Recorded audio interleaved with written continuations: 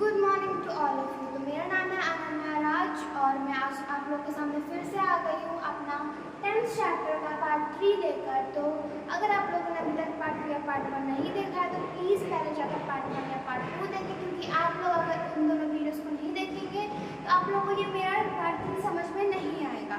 तो आज है हमारा 10th का पार्ट 3। तो मैंने पार्ट 1 में आप लोगों को पहले 10th का इंट्रोडक्शन दिया था, उसमें मैंने 10th के बारे में सब कुछ बता दिया था। फिर उसमें मैंने 10th के टाइप बताए थे, फिर उसमें प्रेजेंट टेंस बता दिया था। उसमें प्रेजेंट टेंस का मैंने बस थोड़ा सा इंट्रोडक्शन दिया था। और मैंने पार्ट 2 में प्रेजेंट टेंस के अंदर जितनी भी सेंटेंसेस आती थी, उसमें जितने भी रूल्स थे वो मैंने पार्ट 2 में बता दिया था। और आज मैं पार्ट 3 में लेकर आई हूँ। मैंने जो बताया था पार्ट 2 में कि उसमें 6 सेंटेंसेस पढ़ने होते हैं हर एक टेंस में, यानी कि पास्ट, फ्यूचर और प्रेजेंट तीनों में हम लोग को 6 सेंटेंसेस पढ़ने होते हैं। पहला affirmative, negative, interrogative, interrogative and negative, question and question negative. तो वो मैंने उसमें सिर्फ अफर्मेटिव बता दिया था और उसमें मैंने और भी सेंटेंसेस के बारे में क्लियर कर दिया था कि सिर्फ अफर्मेटिव में ही हम लोग ऐसे ईएस का यूज़ करते हैं और हम लोग अफर्मेटिव में ही बिना हेल्पिंग वर्ब का काम करते हैं, लेकिन नेगेटिव में नहीं करते हैं। तो आज हम लोग पढ़ने वाले हैं कि नेगेटिव सेंटेंसेस को कैसे हम लोग फॉर्म करते हैं, उसमें किस तरीके से हम लोग स्ट्रक्चर बनाएंगे, उसमें किस तरीके से हिंदी टू इंग्लिश करेंगे, इंग्लिश टू हिंदी करेंगे। तो आज हम लोग पढ़ेंगे नेगेटिव सेंटेंसेस। तो इसका हिंदी होता है नकारात्मक वाक्य। इसका हिंदी होता है नकारात्मक वाक्य। तो ये है हमारा नकारात्मक वाक्य। तो इसका स्ट्रक्चर हम लोग लिखेंगे, स्ट्रक्चर सब्जेक्ट प्लस, और ये जो हमारा प्रेजेंट इंडेफिनिट टेंस है तो उसमें हम लोग डू या डस का यूज करेंगे। कहाँ? इसमें नेगेटिव सेंटेंसेस के स्ट्रक्चर में हम क्या लिखेंगे, सब्जेक्ट प्लस डू या does plus not plus V1 plus object. तो मैंने पिछली वीडियो में आप लोगों को क्लियर कर दिया था कि ऑब्जेक्ट होना ज़रूरी नहीं है, हम लोग को मेन ध्यान कहाँ देना है, सब्जेक्ट, हेल्पिंग वर्ब, उसके जो नॉट है यानी कि नेगेटिव सेंटेंसेस में तो नॉट लगना इम्पॉर्टेंट है नॉट पे, और उसके वर्ब पे कि वर्ब कौन सा फॉर्म में दिया हुआ है। ऑब्जेक्ट किसी सेंटेंस में हो सकता है, किसी सेंटेंस में नहीं हो सकता, तो इसलिए हम लोग को ऑब्जेक्ट को उतना इम्पॉर्टेंट नहीं देना है। और यहाँ पर मैंने डू नॉट और डज नॉट लिखा है, तो इसको हम लोग इस तरीके से भी लिखते हैं। डू नॉट को हम लोग दो तरीके से लिखते हैं, पहला हो गया ये, और इसको हम लोग इस तरीके से भी लिख सकते हैं DON, और यहाँ पे ये अपॉस्ट्रोफ और फिर T। फिर डज नॉट को भी इसी तरीके से हम लोग शॉर्ट फॉर्म में लिख सकते हैं TOESNT। तो ये मैंने इन दोनों का आपको शॉर्ट फॉर्म बता दिया। अब हम लोग समझेंगे कि इसके एग्जाम्पल्स, मतलब इसको हिंदी टू इंग्लिश हम लोग किस तरीके से कर सकते हैं, हम लोग कैसे उसको करते हैं। तो पहले आप लोग इसको नोट करना चाहते हैं तो लिख सकते हैं या फिर स्क्रीनशॉट ले सकते हैं। अब हम लोग देखेंगे कि इसके एग्जाम्पल्स यानी कि इसको कैसे हम लोग फॉर्म करते हैं।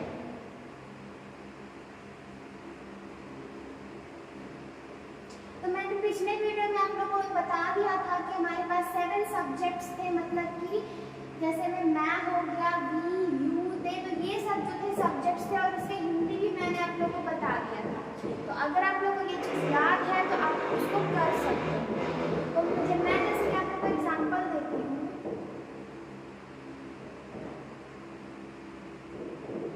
तो मैं आप लोगों के लिए स्ट्रक्चर यहाँ पे लिख देती हूँ ताकि आप लोगों को बनाने में ईजी हो। तो हम आप लोगों के लिए स्ट्रक्चर लिखते हैं ताकि आप लोग को वहाँ से देखकर समझने में इजी हो। नेगेटिव का स्ट्रक्चर लिखेंगे हम यहाँ पे बगल में। स्ट्रक्चर था उसका सब्जेक्ट प्लस डू या does plus not plus V1 plus object. तो आप लोगों को कोशिश करना है कि मैं जितने भी स्ट्रक्चर्स बता रही हूँ आप उन सब स्ट्रक्चर्स को एक जगह लिख लें, मतलब एक पेपर पे लिख लें और उसको अच्छे तरीके से याद कर लें, ताकि आप लोगों का जो स्ट्रक्चर है वो दिमाग में रहे और कोई भी आपको कैसा भी सेंटेंस दे तो आप लोग उसको इंग्लिश में फॉर्म कर सको। जैसे मैं पहले एग्जाम्पल्स लेती हूँ।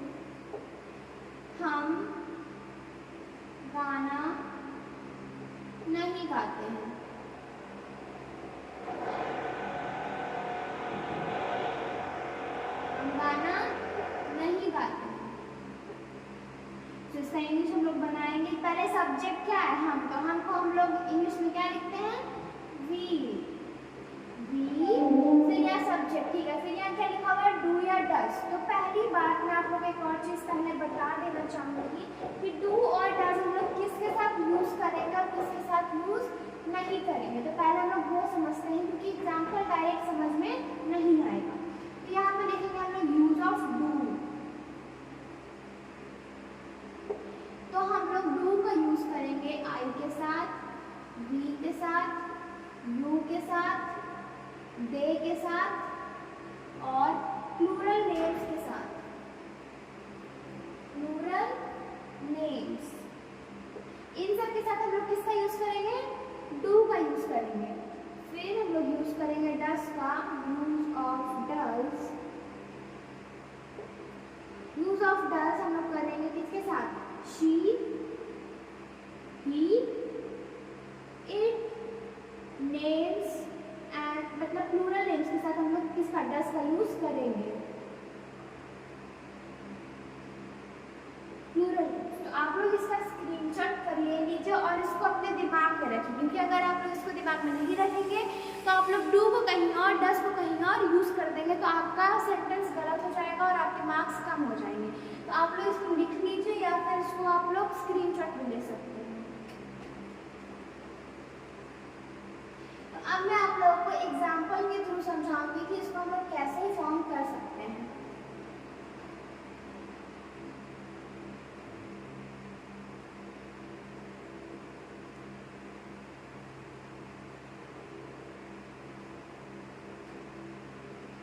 तो यहाँ लिखेंगे हम लोग एग्जाम्पल्स।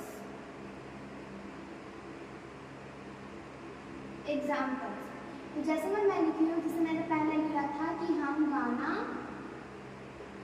नहीं गाते हैं। हम गाना नहीं गाते हैं। तो इसको हम लोग इंग्लिश में लिखेंगे वी। पहले आप लोग को सब्जेक्ट पे ध्यान देना है। सब्जेक्ट क्या है? हम। अगर आप लोग को आवाज़ आ रही है तो प्लीज़ उसे इग्नोर करें, क्योंकि मैं जहाँ से वीडियो शूट कर रही हूँ वहाँ पे कुछ काम चल रहा है, तो इसलिए आवाज़ आप लोग को आ रही होगी, तो उसको इग्नोर करें। और यहाँ पे हम लोग को पहले ध्यान देना है अपने सब्जेक्ट पे। तो हमारा सब्जेक्ट क्या है? वी है। फिर हमारा ये हमारे स्ट्रक्चर में है कि हमें डू का यूज़ करना है, फिर डज का। तो आप लोग मुझे बताएंगे कि वी के साथ हम लोग किसका यूज़ करेंगे? वी क्या है? हमारा प्लूरल है। प्लूरल के साथ हम लोग डू का यूज़ करेंगे, यानी कि वी डू। फिर हमें क्या लिखा गया है यहाँ पे? नॉट, यानी कि हम लोग यहाँ पर लिखेंगे नॉट, वी डू नॉट।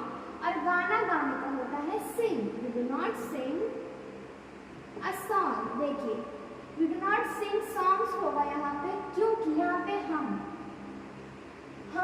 इसको हम लोग कर देते हैं ताकि हम लोग वहाँ पे सॉन्ग्स कर सकें, क्योंकि हम का दो मतलब निकल रहा है। हम प्लूरल भी हो रहा है, सिंगुलर भी हो रहा है, तो इसलिए हम लोग उसको एक ही निकालते हैं, मतलब उसका हम लोग गाना नहीं गाते। We do not sing songs. तो ये हो गया। तो इसके साथ हम लोग डू का यूज करेंगे, क्योंकि यहाँ पे वी है। और यहाँ पे मैं दूसरे नंबर में आप लोगों को दिखाती हूँ कि हम लोग डज का यूज कैसे करेंगे।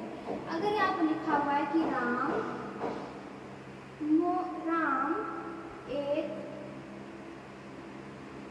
रोटी नहीं खाता है। सिंपल सेंटेंस है, राम रोटी नहीं खाता है।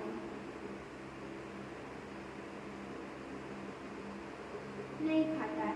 तो इसका हम लोग का इंग्लिश बनेगा राम। राम क्या है? सिंगुलर नेम है। राम डज लगेगा, क्योंकि मैंने अभी बताया कि सिंगुलर नेम के साथ हम लोग किसका यूज करेंगे? डज का यूज करेंगे। राम डज नॉट ईट रोटी का इंग्लिश क्या होता है? ब्रेड होता है, या फिर चपाती भी हम लोग लिख सकते हैं। इसमें हम लोग एस नहीं लगाएंगे, ब्रेड या फिर चपातीज नहीं करेंगे, क्योंकि ये राम एक लड़का है और हम लोग एक बार में एक ही रोटी खा सकते हैं, ना कि दो रोटी खा सकते हैं।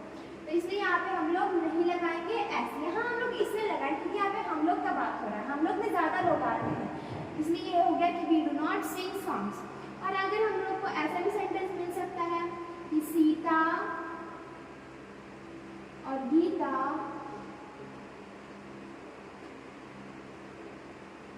नहीं नाचती है।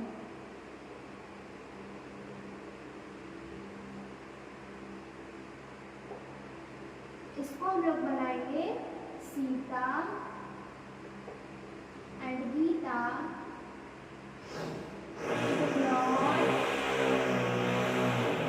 डांस।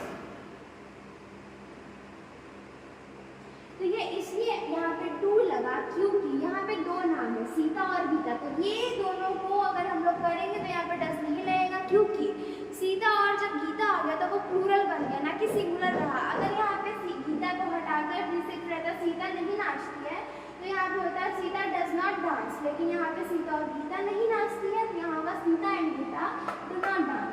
तो ये था हमारा निगेटिव सेंटेंसेस का सारे एग्जाम्पल्स। तो आई होप कि आप लोगों को ये समझ आ गया होगा। तो अब हम लोग इसके आगे बढ़ेंगे, तो उससे पहले आप लोग इसका स्क्रीनशॉट ले लीजिए, ताकि अगर आप कभी इसको भूल जाए या फिर आपके दिमाग से निकल जाए तो आप लोग इसको फिर से एक बार रिवाइज कर सकें अपने कोर्स का। आप लोग इसका स्क्रीनशॉट ले लीजिए। तो अब हम लोग पढ़ेंगे उसका तीसरा पार्ट, जो कि है इंट्रोगेटिव सेंटेंसेस। तो इंट्रोगेटिव सेंटेंसेस का हिंदी होता है प्रश्नात्मक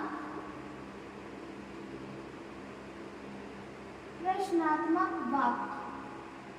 क्या होता है? प्रश्नात्मक वाक्य, ये होता है इसका हिंदी। तो अब हम लोग देखेंगे इंट्रोगेटिव सेंटेंसेस का स्ट्रक्चर। इसका स्ट्रक्चर होता है डू या डज, यानी कि हेल्पिंग वर्ब डू या does plus subject plus V1 plus object. तो ये है इसका स्ट्रक्चर। तो आप लोगों को मैंने फिर बता देती हूँ कि आप लोगों को स्ट्रक्चर एक कॉपी में नोट करना है, वो भी एक जगह, सारे टेंसेस का यानी कि सारे सेंटेंसेस का, और उसको याद रखना है। क्योंकि आप लोग देख सकते हैं कि जो भी इंग्लिश का बन रहा है, फॉर्म हो रहा है इंग्लिश, वो स्ट्रक्चर के बेसिस पर ही हो रहा है। तो इसका एग्जाम्पल्स जैसे मैं आप लोगों को बताऊँ कि क्या, इसको हम लोग इस तरीके से फॉर्म करते हैं, और यहाँ पे क्वेश्चन मार्क भी होगा, क्योंकि क्वेश्चन मार्क अगर आप नहीं लगाते हैं तो आपका वो जो आंसर होगा वो गलत माना जाएगा। तो यहाँ हम लोग लिख सकते हैं क्या मैं खाता हूँ। तो इसका हम लोग देखिए, यानी कि पहले आप लोग इस तरीके से नहीं करना है, पहले आप लोगों को क्वेश्चन एक बार रीड करना है, ठीक है। फिर आपको सब्जेक्ट पे ध्यान देना, ना कि पहले यहाँ की क्या है तो यहाँ पे डू या डज ऐसे एक से बैठा देना है, नहीं, ये नहीं करना है। पहले आप लोगों को ये सब्जेक्ट यहाँ पे मैं दिया हुआ है, तो उस पर आप लोगों को फोकस करना है कि ये मैं का इंग्लिश क्या होता है। तो मैं का इंग्लिश हमारा होता है आई। तो आप लोगों को फिर अपने दिमाग में रिकॉल करना है कि आई के साथ मैंने क्या बताया था कि आई के साथ आप लोग इसका यूज करेंगे डू का। और एक और चीज़ आपको अपने दिमाग में रखना है कि यहाँ पे हम लोग डू लिखेंगे तो इसको कैपिटल लेटर में लिखना है, क्योंकि आप लोगों ने पढ़ा होगा छोटे में जो हम लोग पहला मीनिंग लिखते हैं उसको हम लोग कैपिटल लेटर्स में लिखते हैं। तो यहाँ पे इसलिए यहाँ पे डू मैंने लिख दिया है, तो ये डू है, डू आई ईट। तो ये हमारा फॉर्मेशन हो गया ये सेंटेंस का। और दूसरा जैसे मैं लिख दूँ क्या वह गाँव जाता है।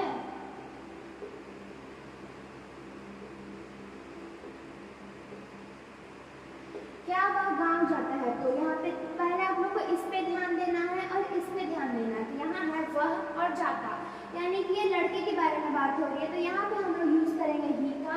फिर आप लोग को दिमाग में याद करना है कि मैंने ही के साथ क्या बताया था, डज बताया था। तो यहाँ हम लोग लिखेंगे डज।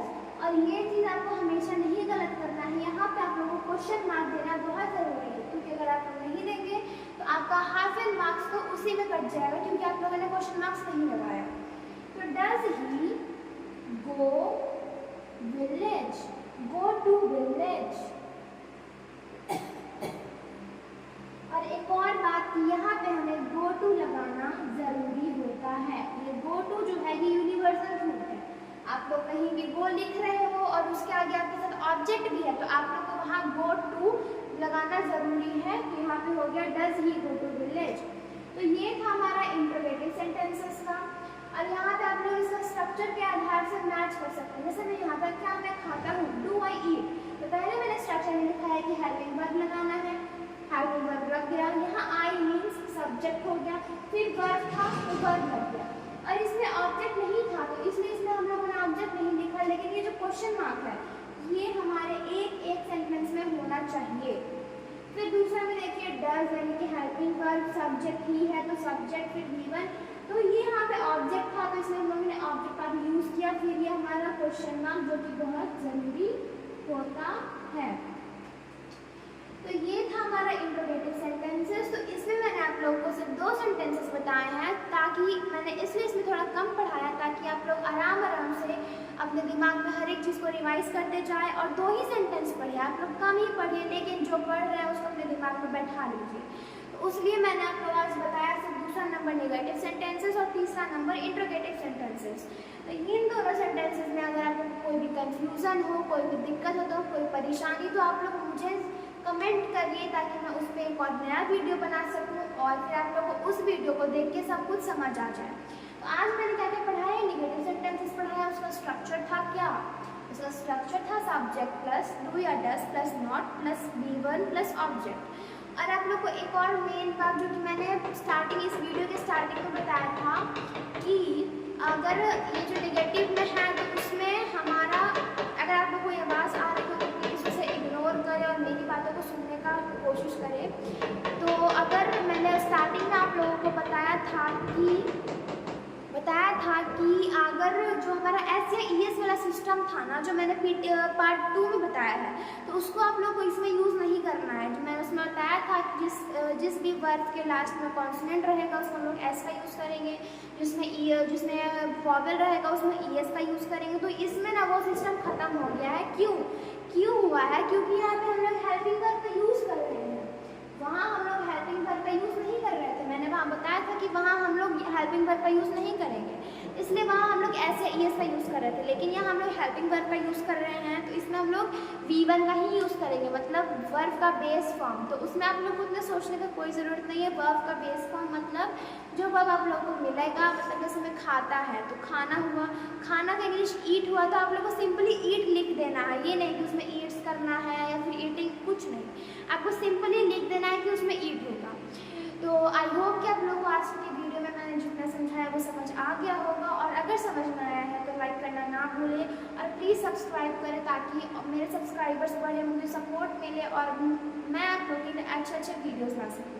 और इस वीडियो को ज़्यादा से ज़्यादा शेयर करें ताकि मेरी वीडियो सब जगह जाए और सब जगह पढ़ाई हो सके अच्छे तरीके से। सो धन्यवाद। अगर आप लोगों को मेरी वीडियो अच्छी लगी हो तो सब्सक्राइब करें, लाइक करें एंड शेयर करें। Thank you.